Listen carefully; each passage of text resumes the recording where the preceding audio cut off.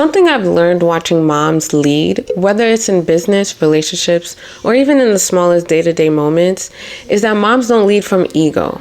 We lead from purpose. There's a different level of strength that comes from knowing little eyes are watching you.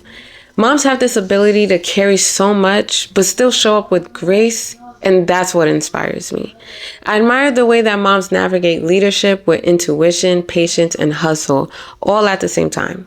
It's like we're naturally wired to figure things out even when the world is loud or chaotic. Her story really unlocked something in me, something that I didn't even know I needed to hear. It showed me that motherhood doesn't always have to shrink you. It can actually expand you. It can push you into the rooms that you didn't think you could walk into and make you build things you didn't think you were ready for. The way she turned her personal journey into a business decision and then into a whole career pivot, it reminded me that your life experiences don't disqualify you. They qualify you. It made me rethink balance, timing, ambition, all of it. It showed me that you can be a present mom and a powerhouse businesswoman. You don't have to pick one. Her story gave me that reminder, and that's exactly why I picked her for episode 2. Thank you again, Macy.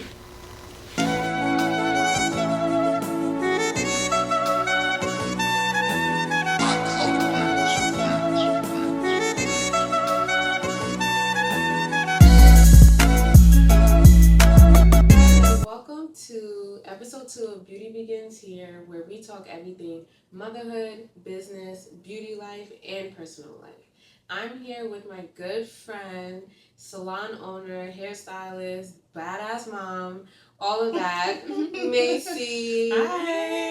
Hey. How have you been? I've been good. How are you? I'm good. It's so good to see you. Thank you for having me here. Yes, of course. I was about to say Amazing. thank you for coming. Of I really course. appreciate it, especially with the weather and Of everything. Girl, you're doing the thing right now. Thank you. Yes, So of course. are you. Thank you. So, for those who don't know you or aren't familiar with you and your brand, who are you? What is it that you do, and what got you into the beauty industry? My name is Macy. My brand is THP Hair Co. Wait, hold on. What does THP stand for? THP Hair Co. stands for the Hair Project Company. I came up with this when I had just had my baby. I was just thinking of ways to rebrand myself and, what I could help them do. Yeah. So I came up with the thought, like different projects for the customers, and then I just came up with the Hair Project Company. Okay. And yeah, so then I shortened it to THP Hair Co. Okay, period. I love Mhm. that. Yes. So, what brought you into stepping into the beauty industry, becoming a hairstylist, then going from a hairstylist, becoming a salon owner, going from salon owner to now suite owner? Okay, so hair, when I remember being little, like maybe 6 or 7, and I'm braiding the Bratz doll's head, like Okay, yeah, I remember that with the shoulder. yes, with the little shoulder head, Right, bopping her head girl Facts. still. But yes, that's Right. where it started. I was very young, always into hair, doing my own nails, and then I went out to college. Everybody is broke in college. Okay, Yeah. so I knew how to do a little braid down. So I would do the girls' braid downs. They would go somewhere else to get it sewn. And then I was like, well, let me just try to sew it in and see. Yeah. And it ended up working. So I came home from college after year 2, decided to go to cosmetology school. I was going to transfer. Universities. Never happened. After cosmetology school, I did hair for about maybe 3 or so years, maybe 4 years. Mm-hmm. And then one of the ladies I used to work for in her salon, she had a salon herself, and she's like, I'm tired. I don't want to do it anymore. So I kind of took over her space, and then that was the first salon. So then we moved at the beginning of COVID to another space. And then everything just kind of, by the grace of God, fell into my lap. Like, Yeah. I never intended on doing hair for this long. I never wanted a salon, but that's what God saw fit for me. So here we are. Yay! No, I love that. And honestly, a little backstory. I know Macy because I actually started working at her. Was it your first salon? That was the first one. Yeah, yes. that one was the first. I remember I redid the storage closet in there. Yeah. Girl, the trenches was so I real. know, but we made it work. We did, because look at us now. I know. Yeah, no. Macy, she's been killing the game. So I'm so proud of you. I'm glad that you even stepped into selling hair bundles now. Yes. What made you want to get into selling hair bundles and creating the THP line to expand more into having a hair line rather than just doing hair? I would say quality control for one, because people were bringing me bogus bundles. Now, if I'm not, against it, but if I want to post pictures, I want it to look nice. I want you to have a good experience with your hair. It took me years to find this vendor. I mean, multiple tries, multiple years. And I just wanted to find like a really high quality vendor, and I just want everything about the experience to be very high quality, because that's how I feel like I am. Like, I feel like I'm like that. So, so I want my clients to experience that too. And also, it also gave me a little bit of a leverage, so that I'm not having to be behind the chair as much, because I make a good deal, selling the hair as well. So yeah, that's true. and it's like another source of income. Yeah, diversifying. Yeah. Okay, so my next question is, what do people not understand about owning a salon? People will never understand what it is to have a salon until you have a salon. The same way people say, until you have kids, you will never understand. Like, there have been times where I'm going back and forth with, and not even in a confrontational way, but just in a way that people don't understand until it's them. Yeah. Like little silly things, like in the summertime, this is just an example. In the summertime, if one of the ladies, mind you, say you have a space for 6 girls, you have 6 girls in there, one of the ladies decides she's cold, she's turning on the heat, and it's wintertime. Yeah. Little things like that, it just, like, Wait, this was summer? It's summer.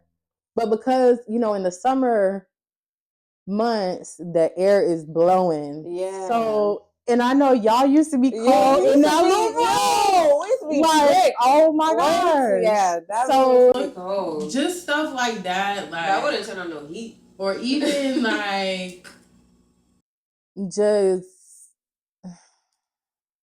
anything. I don't want to be shady, so just but it's just very until you're in the space, you could never understand. Like, even the overhead, the girls in the shop might feel like, well, you're getting paid this much, yeah, but I'm having to dish out that much to make sure that we have a clean, nice space with the lights on, everything working. Like, if a dryer breaks, plumbing messed up, so it's just a lot that people don't understand until they're in it. Yeah. And they don't see every single thing. Because it's one thing to have overhead costs, but especially when you're a mom. Yes. And you have your own personal bills outside of business, and you're trying to manage all of that. It's a challenge. It is. Yeah. It really is. I definitely understand. Okay, so I'm going to get into some deep questions. Okay. Yes. Okay. So what is the hardest moment you've had as an owner that nobody saw? I'll give you 2. Okay. So the first hardest moment was COVID. We had just moved the very month to the new space. It was beautiful, great management. However, COVID hit, and the government shut everything down. And then at the same token, I was scared to be in there working as well because, you know, they kind of scared us. When COVID first came out, we thought we were about to it die. was literally. We We thought it was the end. Like, you gotta stay home or else. So it was like the bills were still having to be paid at the shop and at home. So thank God I saved my money, but that was a very tough time. Like, just not knowing what's next. So that, and then us being fresh in there, and then I remember at one point I had to tell y'all, like, you know, we gotta shut down, and I'm like, if I tell y'all don't have to come in, then that means y'all don't have to pay, you know, y'all don't have to pay. So then it was just. And that was good for us because we're chilling, but on you as the overhead boss, this is your salon. That is a lot. I can understand. But we made it through. Amen. Yes. The other time was when I had my baby. That was tough, but it was a good group in the shop at that time. So I thank God that things were able to keep rolling because I wasn't physically able to be there how I normally would have been. But everything worked out how it was supposed to. So thank God for that. I do want to add this. I do remember at that time, we were so nosy. We were like, where the hell is Macy? Like, this is her shop. Where is she at? We were like, what is going on? Every day, we would be like, Macy's still not here. And you just come in one time and you're just like, hey, y'all, everything good? All right, cool, bet. And you just dip out. And it wasn't until you made the announcement, everything. I just remember, like, me and Malia, we was like, no wonder she was not here. Yeah. But we were so excited. We was like, what is she doing? We were so excited. Girl, I was so sick. I couldn't even. I just had to come check. And literally, that's exactly what you did. You would come in, make sure everything good, and I'm like what you said. It was a good group of us because we really all got along. We all kept to ourselves. Like there was no drama, no nothing. You would come, do a little, all right, y'all good, and we were like, yeah, we straight. And then that was that. Y'all were a great group. I really enjoyed it. Yeah, I missed that era. That was fun. It was hard for all of us, but it was fun. It was a good time. Now, how did motherhood shape or reshape your boundaries with your staff and your clients? I feel like now at this point, I'm like zero tolerance for anything crazy. Like, no. And a lot of times clients want to, they want to try to reason with you with certain things. And I'm just, no, I'm not available. I had to get my baby at this time. I don't have any wiggle room to fit you in. Well, why is this? If my baby is sick, I'm sorry, I'm not going to be able to come. She's not going to school sick. So it's definitely been a lot of changes, and I have the boundaries and I stand firm on them. You always had some boundaries. But I feel like motherhood definitely it does open your eyes more on not tolerating nothing. Absolutely. No, I feel that. I love that. Did you ever feel like quitting your entire business? Yes. And when, like, how was that? I'm trying to think when exactly that was. I remember, I feel like it was more recent here. Not recent like this year, but maybe last year. I remember just talking with my dad, and we were going over the pros and the cons of keeping the business, or if I should get rid of it, if it's stressing me out too much. Because it is very stressful, especially when you have multiple other women in there. Everybody does not see the same. Nobody sees things the way that you might see them. So there was a point when I was like, is it even worth it? So that was right before I put the sweets in there. That is what led me to doing the sweets. I was like, I'm gonna give it one more shot. And then see how it goes. I'm actually really glad that you did that. I would have been sad if I seen you like Because when you got the salon, that was literally like your baby. That was your first baby before you actually. Absolutely. Yeah, so I definitely feel that. Now, I do have to ask some spicy questions. Okay. Just to know things from your side. Okay. Especially being a salon owner, hairstylist. I don't know the hairstylist world. Right. You know what I mean? So, I know the salon owner world. Right.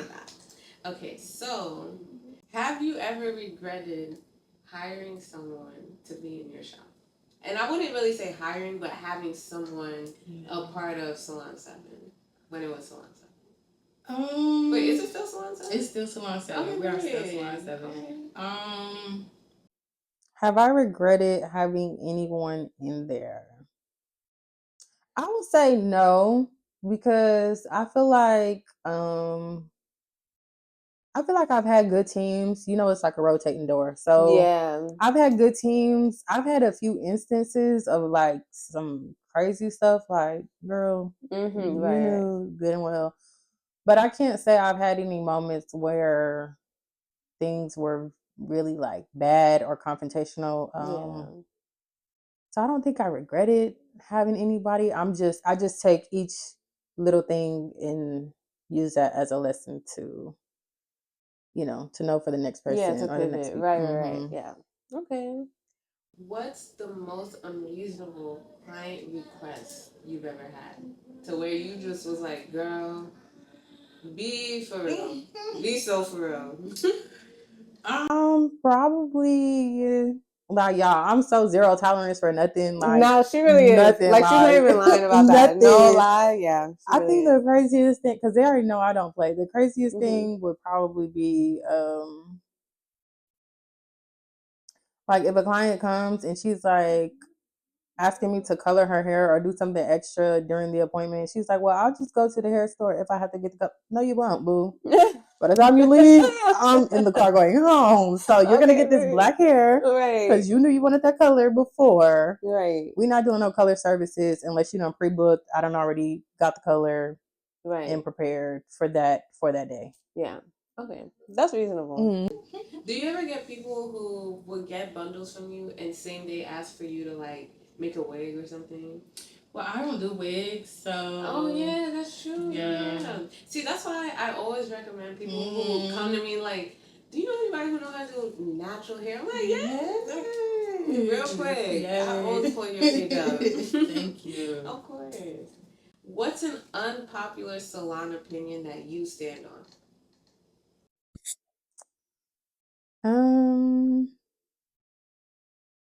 Let me ask you the question. What you think? That I stand on? Salon owner?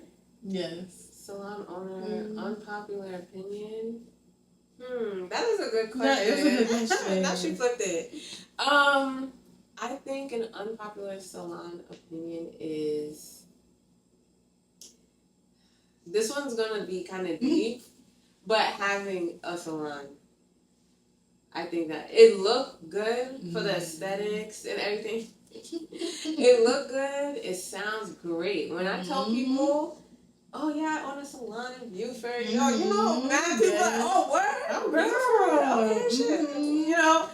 But I'm like burning, like in the background. Yes. I'm overwhelmed. Like everything you was talking about, the overhead costs, the motherhood, the life, and especially when, like, because my parents come from that hard work, nitty gritty, they don't see the vision. So it's like support is there, but it's very minimal. Yeah. You know, so I would definitely say that's my unpopular salon owner opinion. Like, it's nice, but you gotta really, really want it to have it for real. I agree with that. 100%. And piggybacking off of that, people think that there's just, now for me, I'll speak for myself. I won't speak for everybody else. Yeah. There is not this huge influx of money coming just because you own a storefront. Girl, preach. Like, I don't care if it's full, if it's half full. Yeah. There is a cap on how much you can make regardless. Yeah. So if your light bill at the salon is $100 one month and $600 the next month, you still have only this much money to work with, no matter what, unless you dig into your own pockets. Exactly. So it's not all of what is, chopped up to be. People just it does look good on paper. It look good, yeah. And it is a good thing to have, but right, like you said, unless you really want it, it's yeah. No facts. Yeah. Yeah. For real. Definitely agree. Okay. So the last major segment is a juicy game. Okay. It's called Spill the Tea or Take the L. Okay.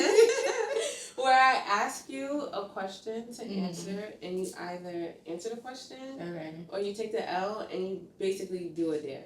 Okay. What's a falling out you caused and you still won't apologize for?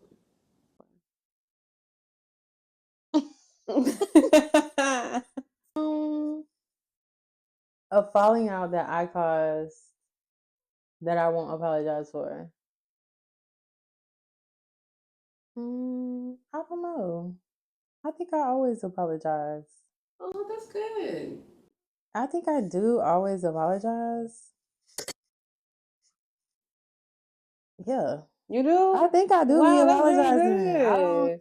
They say women don't like to apologize. I don't. Oh, I definitely don't like to do it. Right. But I think I can't think of any time where I just haven't apologized. And I've been like, well, it wasn't my fault. So most times I go ahead and be like, well, once I talk to my dad about it, he'd be like, well, just go and apologize. And I'm like, okay, well. Yeah, that's true. That's true. Yeah. Dad's always be knowing that. Okay. Now, who switched up on you once you started winning?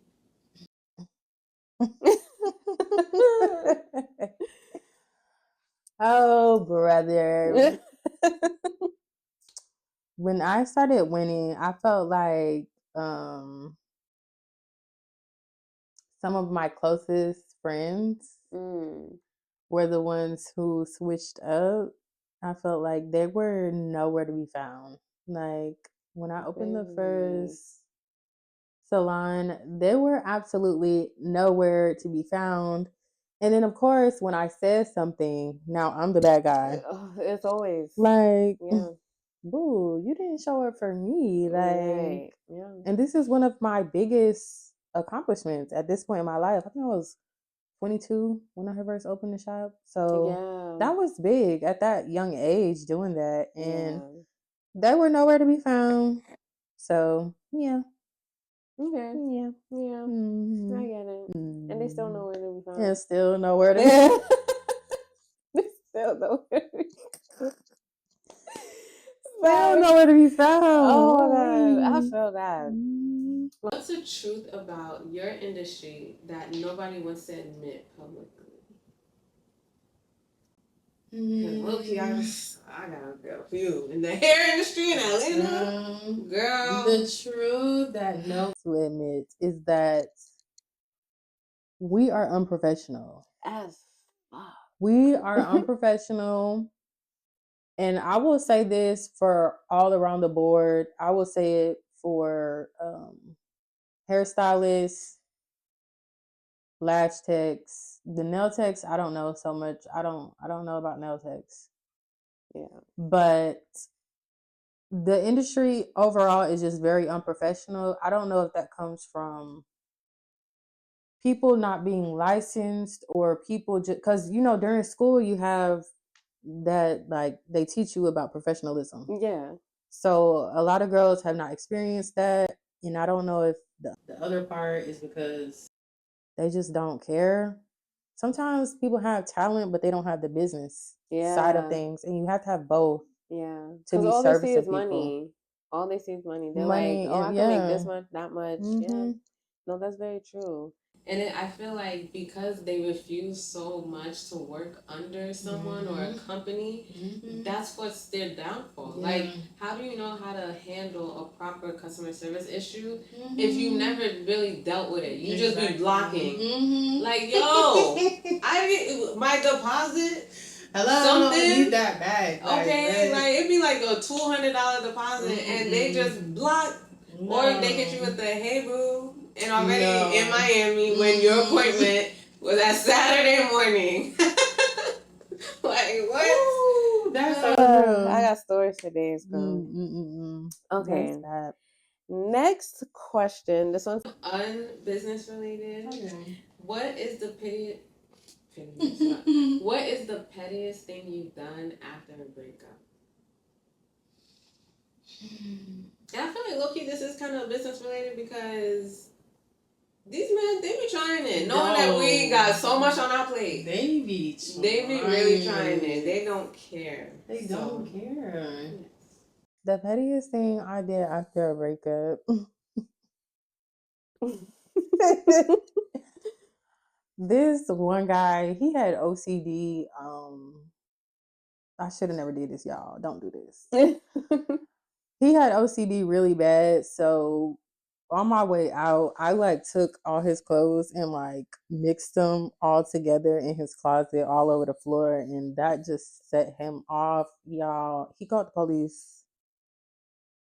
He did. Oh, so he was like clinically Yes, diagnosed. yes. I just knew that was for what funny. he did to me. I'm gonna put all my business up. But for the things he did to me, he had to pay. Okay, he did. He had to pay with his clothes being mixed around. I didn't believe I didn't destroy him. I just took him and like that is so funny. stirred him around, and he he went crazy. That's funny. I was just about to say that is really so petty because that's like that's psychological. Like that's like oh my gosh. That's actually really funny. Wow. Yes. Yeah, I don't want to name any of the stuff I've done. Okay, have you ever stolen a client from another stylist? You can be honest. I don't think so. I have clients who like chair hop between me and a few other stylists actually. Hair by Shira and Felicia, Hair by Fee, I think it is. Okay. They'll send clients to me, I'll send clients to them. But as far as stealing them, I don't know if I consider it that. We kind of just share because we have our own like Fee is good with silk presses, Shira is good with sew-ins, but if I'm not available, they'll kind of bounce between us. And that's one thing that I do like about some people in the industry as you. Like me and Malia. Yes. We're and even one of my other friends, Mahogany, we all do lashes.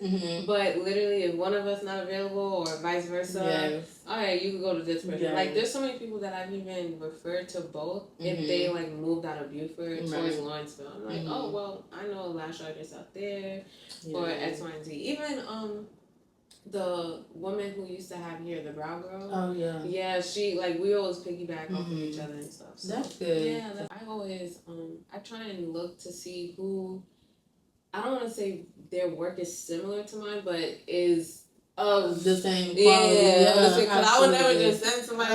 Yo, why the hell you send me over there? And seriously. Price frame too. Yes. It gotta make sense. Okay, so the last juicy question I would say or ask is, what's the fakest support anyone has ever given you? You don't have to say who, but just what happened. I would say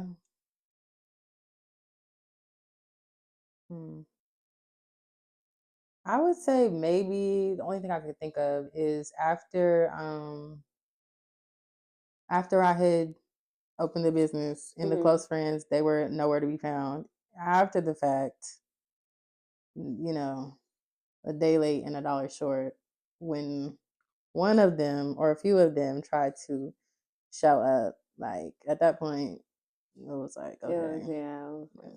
Yeah, pretty much. Like bust that door off. Yeah. Pretty much. Okay. Oh yeah, well I'm so happy that you played that game. You wasn't scared of none of the questions. Period. Okay, so I do have a few questions to lead us out with. Okay. I would say, what are you most proud of in your journey? I am proud of my growth, the professionalism. Oh my goodness, I used to be out the chain, but my growth with the relationship I have with my clients, customers, and being able to have the business for as many years as I've had it. That's my biggest accomplishments with the business for sure. Yeah, no, definitely, because you're a vet now. Yeah, you're welcome. Thank you. And what is one message you'd want other moms in beauty to know? That's a good one. A message that I would want for moms in beauty to know. That your clients can wait. They can come back. They can reschedule. Your baby is only your baby for so long. Even if you have bigger kids, your kids come first, which I'm sure most moms know that anyway. Yeah. But don't let your clients guilt trip you into, switching that up. Yeah, because it's easy to do. Maybe I'll just no. If you can't, you just can't do it. That is true. Because I feel like the same way we have mom guilt, we have business guilt. Yeah, we do. Especially when we do. times is tough. Yes. It's $100. I know. Can I do it? But sometimes you just can't do it. Sometimes if you can, you can. But sometimes, Yeah, that's true. That is true. Where can people find you and support your work? You guys can find me on THB Hair Co. on Instagram, TikTok. Yes. Okay, period. And where are you located? Where's the shop? We are located in Lawrenceville off of Pleasant Hill Road, and it's going to be Salon 7. That's Salon Roman numeral 7. Yes. Salon VII. Yes. Yeah. Okay. Good. Yeah. Yes, that is correct. Okay. Bet. All right. Well, it was such a pleasure to have you. Thank you. It was a pleasure being here. I'm so happy you came. Thanks so much. It's been a blast for real. It has. Thank you for tuning in on episode 2 of Beauty Begins Here. I'll see you guys next time. Ciao.